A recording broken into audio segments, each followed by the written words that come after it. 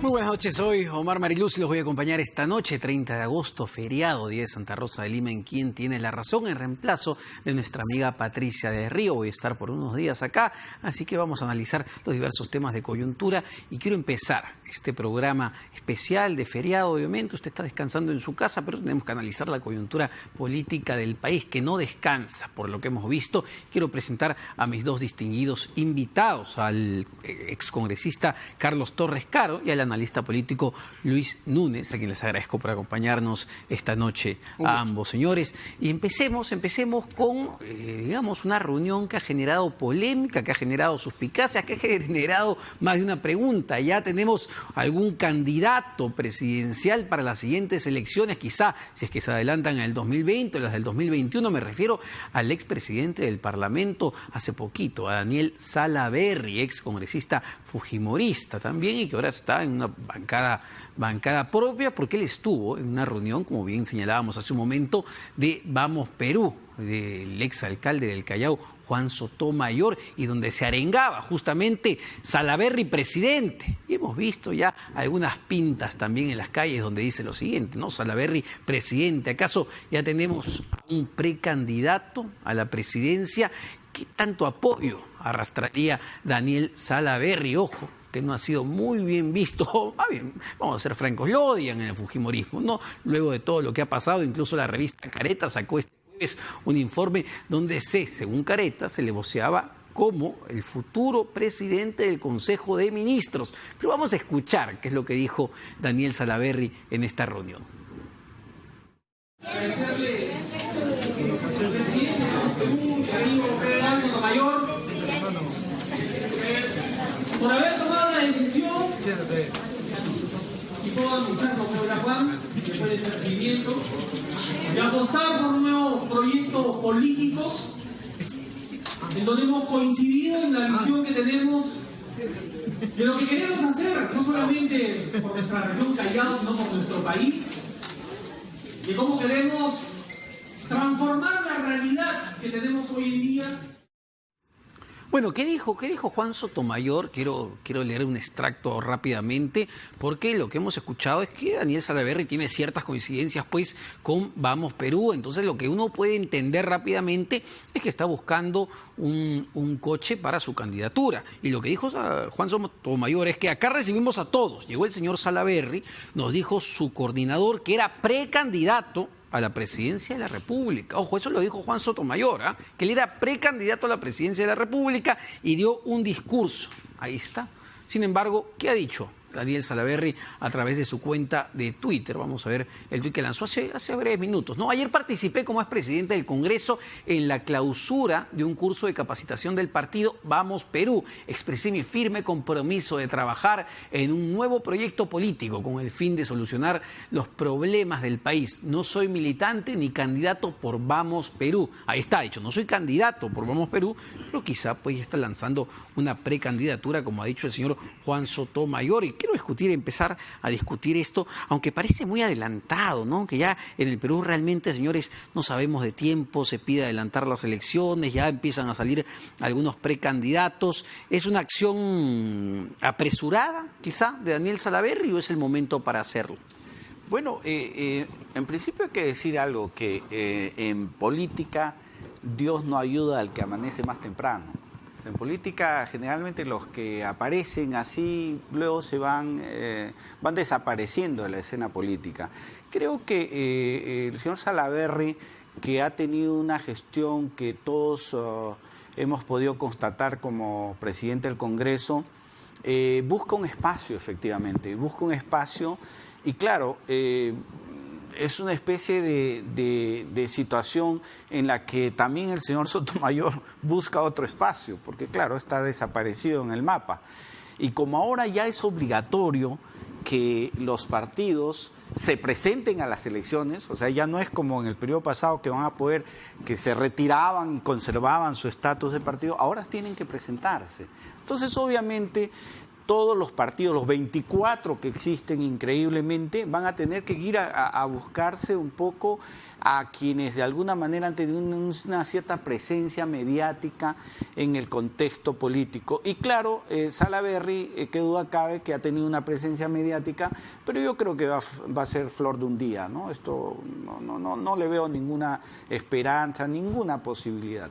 Ahora, ¿qué posibilidades, Lucho, tendría Daniel Salaverry? Es que hay que reconocerle algo y uno podrá decir para bien o para mal, pero recordemos la popularidad con la que dejó Luis Galarreta, el anterior presidente del Congreso, justamente al Parlamento, una popularidad sumamente baja, casi en 8%. Salaverry ingresó, supo leer un poco el sentir de la población y empezó, se deslindó de Fuerza Popular, empezó a ser súper confrontacional, exacerbó incluso de alguna manera esos enfrentamientos y, valgan verdad, después la popularidad del Congreso subió con Daniel Salaverry.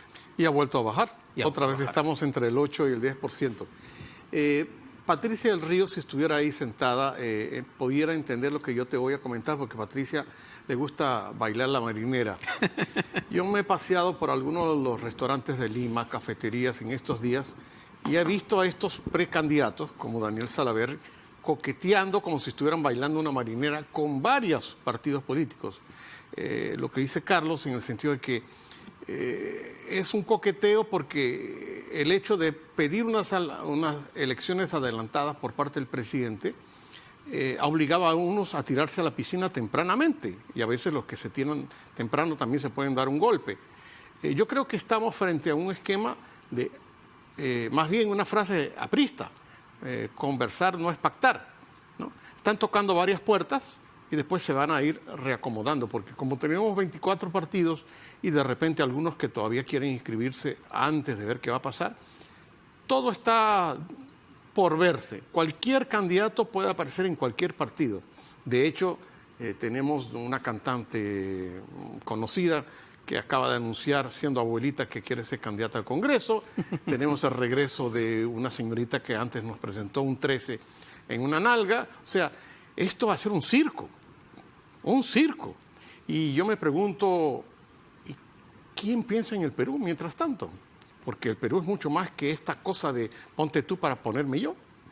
Ahora, pero ¿cómo ha quedado, Daniel Salaverry luego de la presidencia? Él se estaba jugando de alguna manera la reelección porque sabía que era vital para él y para su futuro político que él se mantenga en la presidencia del Parlamento. Sin embargo, una vez que pierde frente a Pedro Lechea, ¿cómo queda él políticamente, no? Bueno, vamos a ver qué va a pasar en el pleno del 3 de septiembre, porque tengo entendido que ese pleno que se llama ético, que más bien parece un preámbulo de San Juan del Lurigancho, va a ser prácticamente la escena donde 4 o 5 casos de la Comisión de Ética van directo al pleno, y uno de ellos es el de él. Yo creo que, como tú dijiste, el odio del fujimorismo le van a dar con palo. Se la van a cobrar de todas maneras. Además que hay una circunstancia que pesa, ¿no? Y es que él inicia una nueva etapa, vamos a llamarla así, de una confrontación trayendo terceros de afuera contra el Congreso, porque recuerden que él va y plantea su acción de garantía constitucional contra el Congreso. De manera que hay una situación en la que definitivamente creo yo que no le van a perdonar, los del otro lado no le van a perdonar esto. Y claro, estas cosas a él le sirven porque de alguna manera va a estar en el cartel mediático en los días de que se va a ventilar su tema ético, ¿no? Ahora, él se puede, y ahí lo pensaba por el tema de la Comisión de Ética, él se puede victimizar justamente a partir de esta investigación, muy probablemente, lo suspendan. Él puede usar esto a su favor y decir, miren, nuevamente la aplanadora fujimorista está que me avasalla. Y esa fórmula en el Perú funciona, lo de la victimización. Fíjate que como hemos visto, por ejemplo, al precandidato al Congreso, Heriberto Benítez, paseándose por todos los canales ayer y hoy, un poco victimizando a Toledo, pero presentándose a cámaras gratis. O sea, el factor de hacerte víctima funciona en el Perú, una especie de telenovela. Y yo pienso que Salaverry sabe que eso le va a jugar a favor. Y una cosa más, fíjate que es lamentable, ¿no?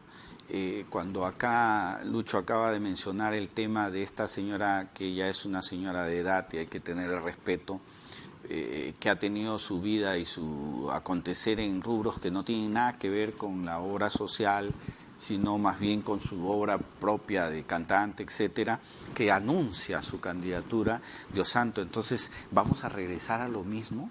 O sea, si algo hay que reconocer dentro de todo lo mal que ha actuado este gobierno por su propia incapacidad y su limitación, es haber puesto por lo menos en el debate público los temas centrales, ¿no? Los temas de requisitos que se deben de tener para ejercer una función tan trascendente como es la de ser parlamentario de la República.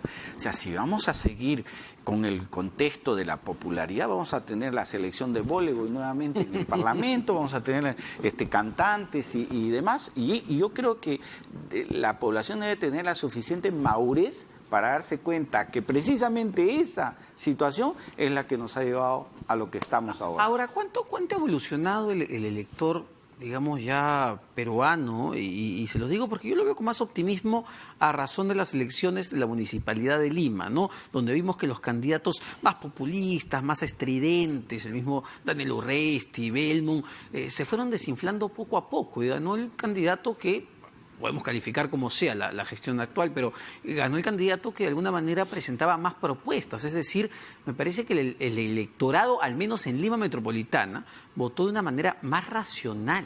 Yo coincido contigo. Y no quiero dejar pasar algo que se mencionó respecto a Juan Sotomayor. La campaña de Juan Sotomayor en la última elección a lo que fue el Callao fue tal vez la más cara que hemos tenido en esa región. Pero además, Juan Sotomayor creo que de alguna manera sigue coqueteando con otros precandidatos, porque uno de sus mejores amigos es un presentador de televisión del Canal 5, que se ha anunciado y se ha vendido como precandidato también. O sea que al final a lo mejor Vamos Perú va a abrazar esa candidatura, que es una candidatura que tiene, igual que la señora cantante, igual que las señoras voleibolistas, cierta simpatía popular.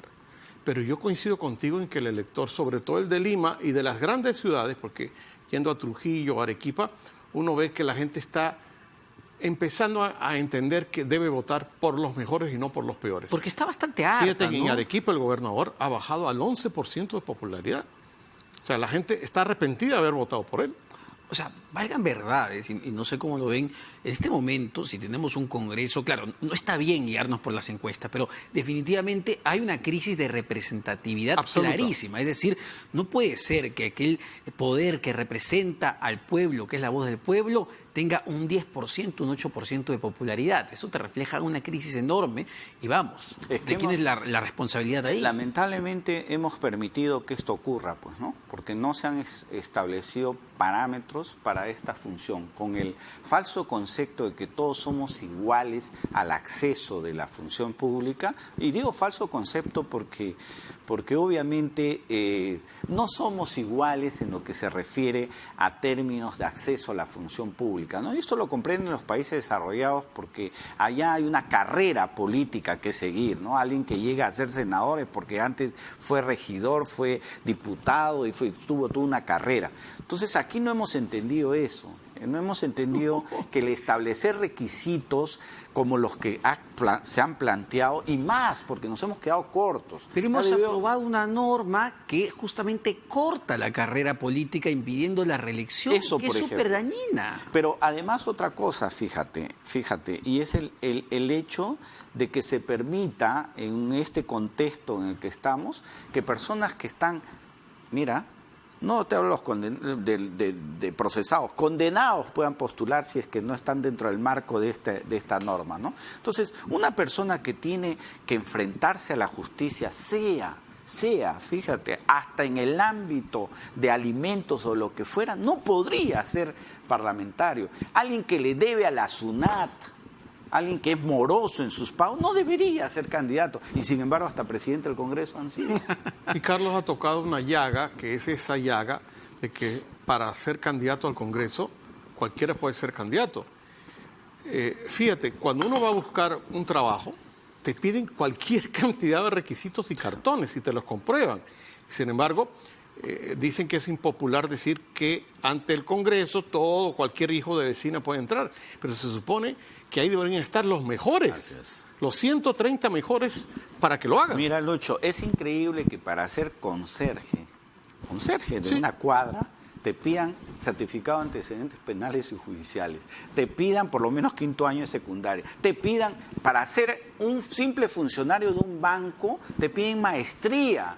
Y para ser congresista de la República de Santo, o sea, no te piden nada. Y para colmo mienten, que es lo Para peor. colmo. Es increíble. Vamos a pasar al otro tema que ya tiene que ver con el presidente de la República, es el tema recurrente en las últimas semanas y valga verdad, esto genera realmente una expectativa muy preocupante que tiene que ver con la confrontación sobre el adelanto de elecciones. ¿Va? ¿No va? ¿Qué va a hacer el Congreso de la República? ¿Lo acepta? ¿Qué va a hacer el presidente si no lo acepta? Porque todo el mundo está expectante a saber qué va a pasar realmente entre estos dos poderes del Estado que lamentablemente en este periodo desde el 2016 no han sabido entenderse. ¿Qué ha dicho el ministro Carlos Morán sobre el tema, sobre el pedido del presidente de la República? Vamos a escucharlo.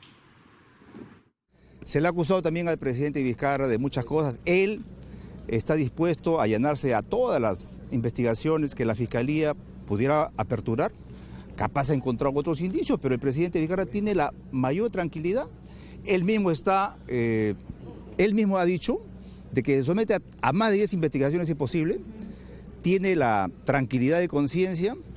Y yo me pregunto, una persona que tiene la conciencia tranquila, ¿podría él voluntariamente pedir que se recorte el mandato presidencial y por consiguiente también su inmunidad? Ese hecho ya pinta de cuerpo entero cuál es la calidad moral del presidente Vizcarra. El presidente Vizcarra ha tenido un gesto que le pinta de cuerpo entero, ¿no? De desprendimiento, de convocar al Congreso en base a un proyecto de ley que pide el adelanto de elecciones. Yo espero que recibiendo este clamor de más del 70% de peruanos, la población lo pide así, que el Congreso y los congresistas tengan ese desprendimiento también de esa misma manera y podamos nosotros, una conversación franca y un diálogo abierto, puedan llegar a un consenso. El gabinete está más unido que nunca. Bueno, lo que uno percibe en este momento, y lo voy a preguntar cuál es la opinión de mis invitados, es una clara, digamos, colisión de dos trenes, ¿no?, que van en la misma dirección y que lamentablemente ninguno de los que dirigen estos trenes quiere pisar el freno. Ninguno. Y lo que vemos, y lo reportaba hoy día la revista Hildebrand en sus 13, ¿no?, sobre este operativo, ya van 2 semanas comentando, un operativo para vacar al presidente de la República. Lo que hemos visto esta semana es que justamente sale nuevamente el caso Chinchero. Expreso sacaba fuentes de un supuesto soborno que habría ofrecido la jefa de salud, la presidenta de salud, Fiorella Molinelli, que en ese momento era viceministra de Comunicación. Una denuncia terrible, y ha dicho que va a presentar las acciones del caso, pero ahí está nuevamente el tema Chinchero. Por otro lado, el presidente de la República se pasea todos los días por diferentes puntos del país donde dice que él no va a dar marcha atrás. Entonces, ¿qué va a pasar ahí? Porque tenemos en unos días una reunión entre ambos presidentes. Yo creo que la reunión con ambos presidentes va a ser una reunión, como lo han expresado otros analistas, para la foto. Sí. Y tu símil del choque de trenes, yo lo asumo plenamente. Creo que es un choque frontal donde vamos a tener muchos muertos y muchos heridos. Y tu comentario sobre que el tema Chinchero ha vuelto a la palestra es un poco porque, sacando cuentas, parece que los que quieren traer el fantasma de la vacancia presidencial se han dado cuenta que no tienen los votos en el Congreso. Entonces hay que resucitar y sacar del sombrero del mago algunos temas, lo cual indica un poco más lo que hablamos un poquito antes de empezar el programa. Aquí hay un banco de videos, de audios, de temas, de investigaciones que están ahí, la gente los va sacando según quiere meter al otro en Ojo, problema. Lucho, que no digo que no se tenga que investigar el todo, tema Chinchero. hasta el último momento. Es bien sospechoso lo que pasó con ese aeropuerto, la gente que está involucrada en medio y todo lo demás. Pero vamos, los tiempos son bien sospechosos, ¿no? Yo creo que es lamentable que a puertas del Bicentenario estemos en una situación de diálogo de sordos, ¿no?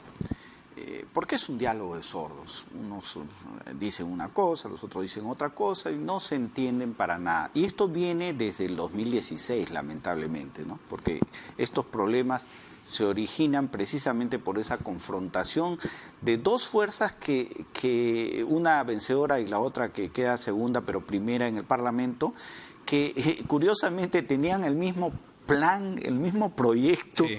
las mismas perspectivas y sin embargo por, vamos a decirlo así, por esas bajas pasiones, por decir un nombre, es que no se han sabido conducir, ¿no? O sea, una fuerza tan poderosa como 72 parlamentarios era para hacer maravillas, y te lo digo yo que estaba en el Parlamento, era para hacer maravillas en un país.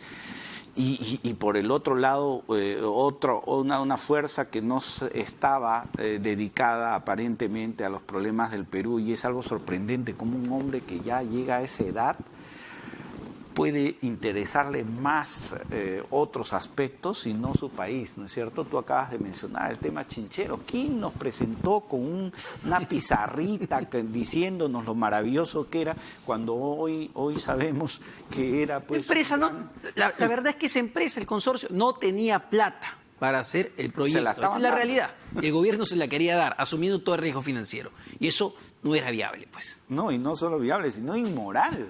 Es definitivamente. Entonces esta situación de desencuentros en las que nos ha llevado la situación propia política, porque si hay algo, y aquí voy a decir algo que de repente no cae bien para muchas pensantes, si hay algo hidalgo, voy a llamar así, que ha hecho el presidente Vizcarra, en mi opinión, es que se vayan todos. Porque la verdad, si es sincero realmente eso, si es que el Parlamento logra darse cuenta de que podría ser un peligro, yo le escuchaba a Lucho decir que él ve esto como antes, como un preludio de lo que fue el tema bolivariano, sí. si así fuera este señor Vizcarra, que hay tantas teorías conspirativas, entonces lo mejor es pues ya hoy... pongámonos de acuerdo, lleguemos a un acuerdo, que sean inteligentes y carambas, nos vamos, ya está, que venga otra clase política, otra gente con nuevas ideas, con nuevas reglas, pónganse a establecer requisitos para que no entre cualquier desalmado y entonces hagamos algo por el Perú, pero no, estos que no justifican su presencia en el Parlamento quieren quedarse y el otro no quiere irse. Cuando su incapacidad, pero años luz, porque, oiga, para hacer la reconstrucción del norte, no se necesita el Parlamento. Para hacer la lucha contra la anemia, no se necesita el Parlamento. Para la lucha contra la corrupción e inseguridad, con las normas que ya se dieron, no se necesita el Parlamento. Entonces, ¿por qué no hace su trabajo, señor Vizcarra, señor primer ministro, señores ministros? ¿Sabe por qué de repente no lo hace? Porque hay una incapacidad, o hay un desánimo, o hay, no quiero pensarlo, eso ya es conspirativo, o hay otros planes, ¿no? Yo no quiero pensar eso, quiero confiar en la buena voluntad del señor Vizcarra de que ha reconocido su limitación y no quiere que estos señores que también están limitados pues se queden, entonces nos vamos. Bueno, quiero confiar que sea así, ahora, por lo menos. La otra mirada y que sobre todo se da, o la propuesta viene de parte del legislativo, es, sentémonos en una mesa totalmente sincera, todos los poderes, digamos, o todos los representantes políticos del país, y establezcamos una agenda de prioridades para el país. Incluso Pedro Laechea ha llevado 4 puntos, no solamente el adelanto de elecciones, como mencionabas, Carlos, llevó la reconstrucción del norte, cómo generar empleo, cómo luchar contra la inseguridad ciudadana, cosas que aparentemente, pues, ¿quién no podría estar de acuerdo? Sin embargo, y ahí la pregunta, ¿se puede confiar, digamos, no sé si en el Congreso, se puede confiar en el fujimorismo de alguna manera? ¿Vizcarra podría confiar en el fujimorismo? Lo digo porque leyendo este libro excelentísimo de Marcos y Fuentes, KO-PPK, que está muy bueno, él menciona un pasaje donde efectivamente PPK se reúne con Keiko Fujimori en Palacio de Gobierno y los interlocutores iban a ser el señor José Klimper y Fernando Zavala. Y se había establecido también una agenda de trabajo que finalmente no se cumplió. ¿Qué nos hace pensar a nosotros como país que se podría cumplir una agenda de ahora hacia adelante? Lucho, permíteme solo un pequeño paréntesis para que puedas intervenir. Yo no diría confiar en el fujimorismo, porque estos para mí no son fujimorismo. Yo creo que hay figuras en el fujimorismo que no están, lamentablemente, y que fueron impedidas de estar, y que sí eran conversables. Yo he estado en un parlamento donde habían fujimoristas, donde yo he visto la capacidad del fujimorismo de ponerse de acuerdo, de tender puentes, de llegar a acuerdos. Yo lo he visto en el periodo que estuve en el 2006-2011, he visto un fujimorismo que no es este de cerámicos, no es de tantas cosas que hoy vemos. O sea, eso que la relación con Humala no era la mejor, pero yo recuerdo que pues llegaban unos consensos que al menos se podía avanzar, ¿no? Convivencia. Y siguiendo la misma línea de Carlos, yo creo que esta cosa que él ha comentado de recordemos lo que pasó en el 2016, esa noche de los resultados de la primera vuelta, cuando tuvimos un Congreso con 73 de Fuerza Popular, 18 de Peruanos por el Cambio, 20 del grupo del Frente Amplio y después vino todo lo demás, esa noche empezó este quiebre. En Argentina lo llaman la grieta. Estamos viviendo esa grieta. Y el presidente en su última locución habló, por cierto, de un instrumento que los politólogos utilizamos mucho, que es el latinobarómetro. El latinobarómetro sobre el Perú dice que aquí nadie confía en nadie. Sí. Cuando se le repregunta a la gente que dice, yo no confío en el Parlamento, en el Poder Judicial, en los partidos políticos, ¿en quién confías? Confío más en mi mamá y en mi papá que en mi propia pareja. O sea, imagínate eso a nivel micro, ¿cómo será a nivel macro? No hay confianza entre las relaciones de los poderes. Por lo tanto, esa reunión yo pienso que va a ser una reunión para la foto. Bueno, ahora, el presidente Vizcarra no confía en lo absoluto en nadie. Creo que pocas ganas tiene de confiar en alguien luego de que lo grabaran en esta reunión. Muy interesante que tú hayas nombrado el libro de Marcos y Fuentes, y yo, sin hacerle propaganda, invitaría a que lean el otro libro, el de Martin Rippel, claro. Sobre el presidente Vizcarra, que dicen que es un hombre hiper desconfiado. Sí. O sea, hasta los gobernantes también tienen tanto el Congreso como el Poder Judicial, como el Poder Ejecutivo, todo el mundo desconfía. Ahora, en ese contexto, le quería preguntar porque me pareció súper raro que Careta salga el jueves con esta portada de Daniel Salaverry, sugiriéndolo como próximo presidente del Consejo de Ministros, y sumó a la sospecha el hecho de que Salvador del Solar se tomara el fin de semana largo, ¿no? 3 días para visitar o estar con la hija. Digamos, no sé si Vizcarra realmente quisiera nombrar a Daniel Salaverry como presidente del Consejo de Ministros, o sería una estrategia política de confrontación con el Parlamento. Yo no creo, la verdad, que ese panorama tenga una viabilidad. Yo más bien quisiera retrotraerme un poco a la historia del Perú, y constatar, porque claro, si uno no conoce su historia, el presente va a ser una tragedia, ¿no? Entonces nosotros hemos tenido episodios en la historia de nuestro país donde hemos estado en circunstancias así. Y todos los episodios, sin excepción, han terminado con que uno le ganaba al otro. O sea, que el Parlamento cerraba al Ejecutivo, que fue el caso de Ribagüero, nuestro primer presidente, que al final él quiso adelantarse y disolver el Congreso, y el Congreso se adelantó y con torretable lo cerraron a él y lo desaforaron y lo metieron preso y casi fusilado. Felizmente lo enviaron al exilio a Guayaquil. ¿Quién pega primero? ¿Quién pega primero? Billinghurst fue lo mismo. Quiso cerrar el Congreso, pero dijo, no voy a esperar un tiempito. ¿Y qué hizo el Congreso? Lo cerró a él. En el caso de Fujimori, bueno, esos también episodios que sabemos de vacancias que se han producido. Y cuando no ha habido vacancia, del presidente, ¿qué es lo que ha ocurrido? Golpe de Estado. O sea, los conflictos que originaban entre los poderes civiles, venía un tercero a dirimirlo. ¿Quién es el tercero? Los generales de aquel entonces, ¿no? El último fue Velasco, ¿no? El que vino a dirimir ese famoso conflicto que había entre Belaúnde y con todo el Odría y el APRA. Entonces, tenemos que darnos cuenta de que nuestra historia nos enseña algo, que si esto no lo resuelven con el diálogo, se va a resolver de otra manera. Pero a ver, Carlos, lo que nos está diciendo es que se está dando el caldo de cultivo perfecto para que venga un golpista, un extremista? No, puede ser el mismo señor Vizcarra con la cuestión de confianza, que puede ser constitucional. Bueno, eso es un tema, entrar en una discusión enorme, pero puede ser que sea de esa manera, o puede ser el Parlamento a través de las voces de la vacancia y sacando esto de chincheros y todo lo demás, ¿no? Porque solamente con el tema de chincheros, oiga, se puede admitir y se puede vacar al presidente, ¿no? Ahora, pero yo no veo realmente a Vizcarra queriendo quedarse para nada, ¿eh? La actitud que demuestra realmente, vámonos todos de una vez, y si viene Chinchero, bueno, investiguen por Chinchero.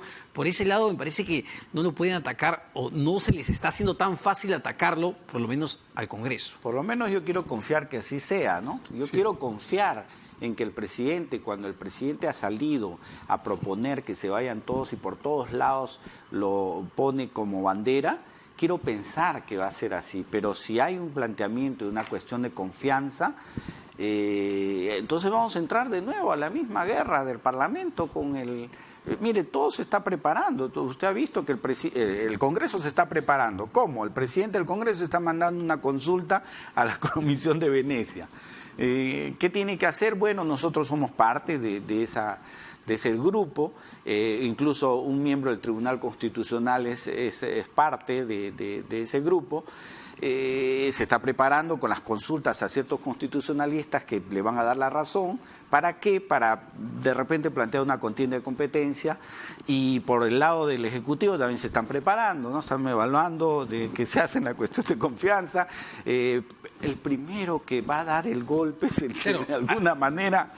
A lo que iba justamente recordando el pasaje del libro de Marcos y Fuentes, era si había posibilidad, como en algún momento se pensó entre PPK y Keiko, de poner puntos de agenda concretos, que claro que los necesita el país, obviamente que sí, e ir hacia adelante con esos puntos, o el nivel de desconfianza que hay entre ambos lados, digamos, se ha crispado, se ha tensado tanto que esa salida ya es totalmente inviable. Yo pienso que al principio pudo ser una buena cadena de buenas intenciones, pero que quedó ahí porque la confrontación y la crispación entre el Ejecutivo y el Legislativo fue tan fuerte que derrumbó esa posible agenda de buenas intenciones, y ahora tenemos esto. Ahora, si el presidente pica adelante y invoca la cuestión de confianza, que como dice Carlos, aquí hay constitucionalistas de un lado y del otro para justificar ambas cosas, para todos los gustos, se supone que si se cierra el Congreso, el presidente no se va, sino que se convocan elecciones, pero él queda por un año más, por lo menos, ¿no? Por lo menos. Habría que ver cuál es el periodo. Más o menos es así el procedimiento. Si es que se plantea la cuestión de confianza, digamos que sale vencedor el Ejecutivo, porque claro, podría el presidente inmediatamente plantear una situación de espera para consultar esta contienda de competencia. Entonces, si ya Vizcarra continúa, ahí sí ya podríamos llamarle dictador o lo que ustedes quieran. Pero supongamos que lo haga y disuelve el Congreso, tendría que convocar en 4 meses. 4 meses. En 4 meses tiene que convocar un nuevo Congreso. ¿Un nuevo Congreso para qué? Para que dure nada. ¿Y saben qué es lo curioso? Y esto es también el juego que puede estar haciendo el Parlamento, por eso es que hay que pensar el tema, es que los nuevos congresistas que llegan, son ellos los que no podrían reelegirse, y estos sí podrían. Pero eso también es un tema de interpretación, y yo también como constitucionalista diría no, porque ellos también fueron elegidos en el periodo 2016. Y la población lo vería muy mal también. Muy mal. Sí, claro. Señores, se nos ha ido el tiempo. Muchas gracias a ambos, Lucho Núñez y el excongresista Carlos Caro. Vamos a ir a una pausa, pero no se despeguen porque venimos con mucho más. Vamos a analizar otro tema sumamente complejo que tiene que ver con las empresas, las constructoras del famoso Club de la Construcción. Ahora vamos a hablar de la corrupción en el plano empresarial. Tremendo lo que se viene, porque algunas grandotas, las más grandes y poderosas, han empezado a hablar. Vamos a ver qué repercusiones tiene eso. Así que no se vayan.